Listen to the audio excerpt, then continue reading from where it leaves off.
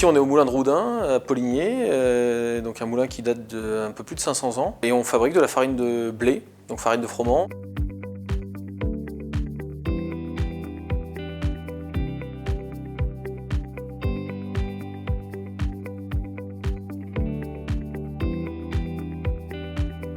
J'ai été 4 ans responsable maintenance et travaux neufs dans une usine d'agroalimentaire.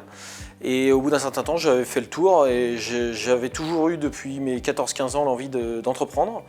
Et j'ai décidé de faire une rupture conventionnelle et de reprendre une entreprise. Totalement par hasard, j'ai un de mes fournisseurs de matériel qui connaissait l'existence de ce moulin et qui avait croisé le propriétaire qui disait qu'il cherchait à vendre. Et 15 jours plus tard, je suis venu visiter et j'ai dit que je reprenais le moulin parce que c'était un projet qui correspondait totalement aux valeurs, dans la notion écologique, production d'énergie, et il y avait un vrai potentiel de local. Et en plus, sur le point de vue technique, on est sur des machines qui sont low-tech et incassables. Un des gros points aussi, c'était que c'est un produit de première nécessité. Et en plus, il y a une perte de savoir-faire. En 1900, il y avait 36 000 moulins en France. Aujourd'hui, on est à peine 300. Et en fait, ça devient de l'industrie. Il y a une centralisation. Les moulins sont de plus en plus gros et vont de plus en plus loin. Et c'est un peu pour aller à contre-courant de ça et essayer de sauver la petite meunerie pour le savoir-faire, mais aussi pour le patrimoine, parce que ça permet d'avoir un patrimoine vivant. On a repris en plein fin de premier confinement, donc pas de farine dans les grandes surfaces parce que les frontières étaient fermées et que la majorité de la farine vient d'Italie ou d'Allemagne en 1 kg. Du coup, beaucoup de demandes, donc on a ouvert le magasin, c'était un projet mais on l'a ouvert en catastrophe dès la reprise, 1 mois après à peu près. Et donc depuis, il est toujours ouvert évidemment. Et après nous on a une visée, on était déjà très local puisque nos clients les plus loin étaient à une centaine de kilomètres. Et nous on a une visée que le but soit de retourner à 50 km. Quand j'ai repris le moulin, on va dire les points un peu clés, donc il y avait le produit de première nécessité, il y avait l'aspect que c'est un moulin à eau et qu'on utilisait toujours l'eau et qu'on avait cette possibilité de création d'énergie. Et il y avait aussi le fait que le moulin avait été très peu transformé depuis 50-60 ans, ce qui fait qu'en fait les choix d'amélioration n'avaient pas été faits. Donc en fait j'ai repris un moulin où il y avait énormément de choses à faire en termes techniques et j'ai pu faire des choix, en l'occurrence on va dire moi j'essaye de faire le choix du low-tech, c'est-à-dire que je mets de la technologie mais je fais toujours en sorte que ce soit réversible et que en cas où il manquerait la pièce, j'ai les compétences pour revenir en arrière et retourner comme avant, entre guillemets.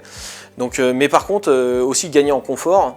Donc c'est pour ça que la première action qu'on a fait, par exemple, c'est d'accélérer la vitesse, parce que là, il fallait gagner en confort, puisqu'on faisait des journées bien trop longues. Et en fait, après, la deuxième aspect, ça a été d'automatiser, en essayant de mettre le moins de capteurs possible, de façon à ce qu'il y ait le moins de panne possible. Et donc au bout d'1 an et demi, on a réussi à automatiser le moulin, ce qui nous permet en fait de moins le surveiller, et ce qui nous libère du temps, et ce qui nous permet de gagner en productivité.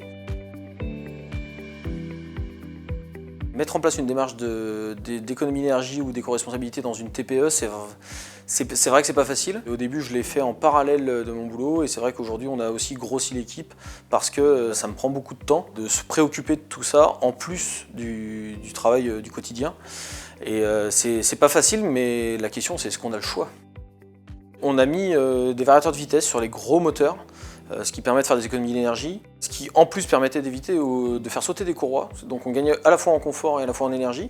On a électrifié la turbine, donc quand j'ai repris, la turbine servait uniquement à entraîner le moulin, mais vu qu'on tourne à la demande, quand on n'avait pas besoin de vendre de la farine, on laissait l'énergie se perdre dans la nature.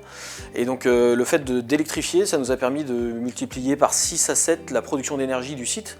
Donc énergie qu'on peut soit utiliser chez nous, soit remettre sur le circuit EDF pour les autres utilisateurs. Et au moins on utilise 100% du potentiel. Depuis la reprise, toute la partie commerciale, aller voir les clients, etc., c'est quand même pas mal de kilomètres dans l'année, à peu près 25 à 30 000. Donc dès le début, j'ai fait le choix de partir sur un véhicule électrique pour cet aspect-là, pour des raisons économiques et écologiques. Donc en plus, maintenant que la turbine est électrifiée, on peut recharger à la turbine. Donc là, pour le coup, on produit notre énergie et on peut la stocker tout de suite. Ça a été un premier aspect. Il y a peu de temps, là, on a investi dans un Kangoo électrique pour les petites livraisons. Maintenant, on a aussi d'autres projets, c'est vrai, sur la partie énergétique, puisque nous, on n'est pas sur un cours d'eau, on n'est pas sur un fleuve, donc on n'a pas de l'eau toute l'année. Donc c'est vrai qu'on produit à peu près en moyenne 6 mois de l'année. On va dire l'idéal pour nous, ce serait d'avoir une production photovoltaïque en face, parce qu'en fait, là, on serait dans l'opposé, c'est-à-dire que le pic de production photovoltaïque serait l'été, quand nous n'avons pas d'eau.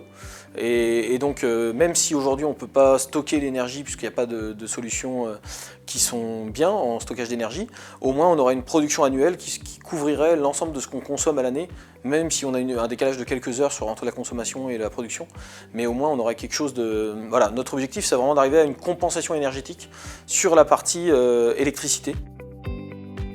Mettre en place une démarche d'éco-responsabilité, c'est un état d'esprit, c'est pas facile dans toutes les entreprises. Monsieur Loisil fait partie de cette nouvelle génération d'entrepreneurs qui veut entreprendre différemment. Il a repris une entreprise qui lui ressemble. Le projet cochait toutes les cases.